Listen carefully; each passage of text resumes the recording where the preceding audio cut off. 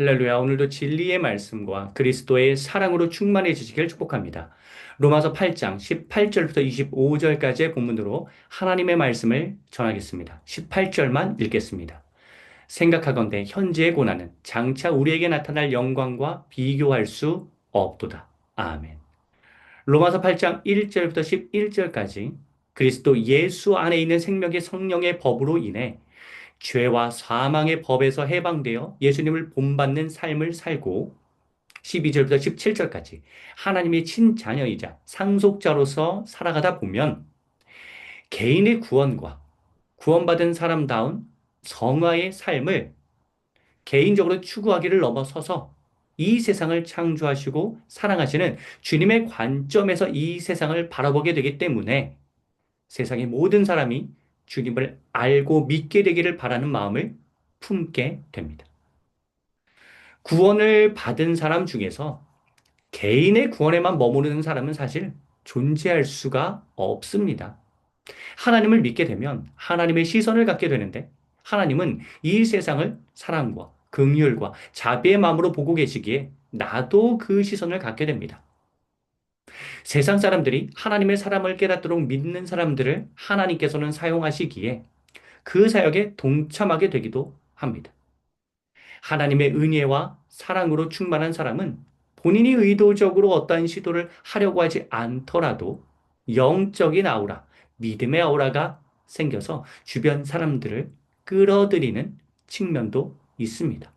문제는 우리의 생각보다 세상은 악해서 변화를 일으키기가 쉽지 않고 그 과정에서 우리는 상처를 받게 된다는 점입니다. 오늘 본문은 이처럼 구원받은 사람이 이 세상의 변화를 위해 살면서 겪게 되는 어려움이 발생할 때 어떠한 마음가짐을 지녀야 하는지에 관한 교훈을 줍니다. 오늘 본문 말씀을 통해 세상을 보는 관점의 변화가 일어나게 되기를 축복합니다.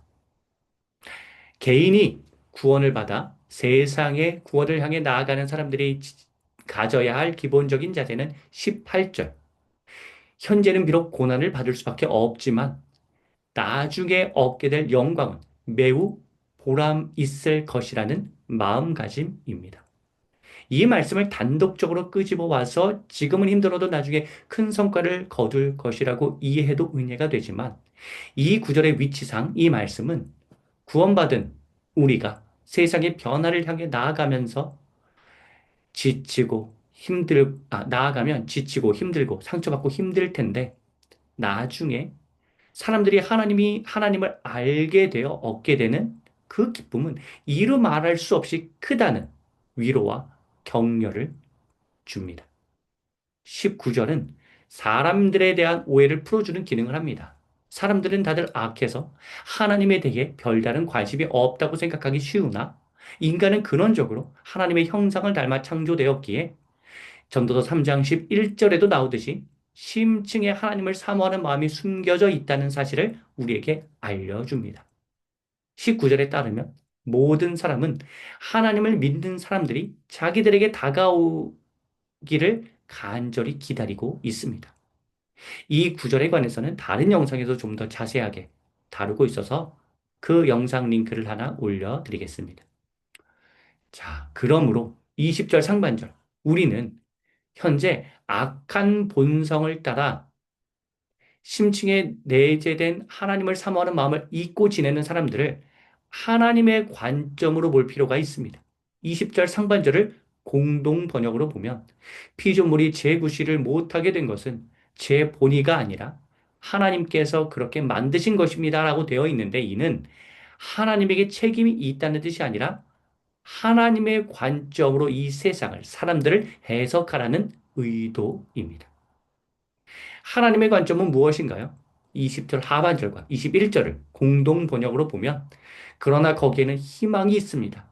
곧 피조물에게도 멸망의 사슬에서 풀려나서 하나님의 자녀들이 누리는 영광스러운 자유에 참여할 날이 올 것입니다. 인데 우리는 하나님의 관점으로 이 세상의 사람들을 보면서 희망을 발견할 수 있어야 합니다. 비록 지금은 죄악에 사로잡혀 있지만 믿는 우리의 복음 전파를 통해서 모두가 사랑의 하나님이 주신 자유를 선용하는 날, 영광스러운 자유에 참여할 날이 반드시 올 것이라는 소망을 품을 수 있어야 합니다.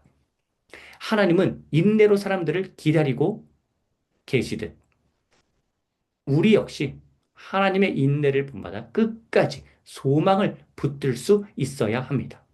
22절에 보면 우리가 모두 탄식과 고통 중에 있다고 나오듯이 죄악의 세력은 우리에게 절대로 도움이 되지 않는다는 사실을 모든 사람이 알고는 있습니다. 믿는 사람은 신앙의 소리로 인해서 하나님의 메시지로 인해서 알게 되고 믿지 않는다고 하더라도 양심의 소리로 인해서 깨닫게 됩니다. 죄악을 지금 그 사람이 끊지 못하고 있다고 해서 그것을 실제로 내면 깊은 곳에서 좋아하거나 바라는 것은 아닙니다. 진정으로 내가 무엇을 좋아하는지, 어떠한 길로 나아가기를 바라는지를 깨달을 수 있어야 합니다. 근원이 하나님의 형상으로 지음받았기에 그 심층 깊숙한 곳에서는 하나님을 감망한다는 사실을 깨달을 수 있어야 하고 그러한 사람들의 그 깊은 측면을 우리는 믿음의 눈으로 바라볼 수 있어야 합니다. 악한 본성을 이용해서 사탄은 계속 우리가 죄를 짓도록 유혹하고 우리의 선한 근원을 깨닫지 못하게 만들 텐데 우리는 이를 거절할 줄 알아야 합니다. 우리는 우리의 근원이 하나님으로 말미암다는 사실을 깨닫고 깨달은 대로 선을 향해 나아가도록 함께 힘써야 합니다. 변하지 않는 사람들로 인해 지친다면 23절 내가 탄식하고 신음했던 때를 돌아보면 도움이 됩니다.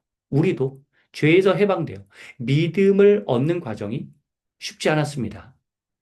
본래 그 과정은 쉽지 않습니다. 워낙 이 세상이 죄악으로 만연해 있기 때문에 그렇습니다. 우리도 힘들었듯이 힘든 과정을 밟았듯이 다른 사람들도 그 힘든 과정을 오랫동안 겪고 있다고 여기면서 이해해 주어야 합니다. 우리가 하나님의 인내를 경험하였듯이 우리도 인내하면서 세상 사람들을 이해해 주어야 합니다. 사랑하는 성도 여러분, 24절, 25절. 우리 역시 이 희망으로 인하여서 구원의 반열에 올라갔듯이 아직 변하지 않은 세상 사람들도 계속 소망을 품고 나아가면 반드시 그들은 변화할 것입니다. 소망은 아직 실현되지 않았기 때문에 소망이라고 하는 것입니다.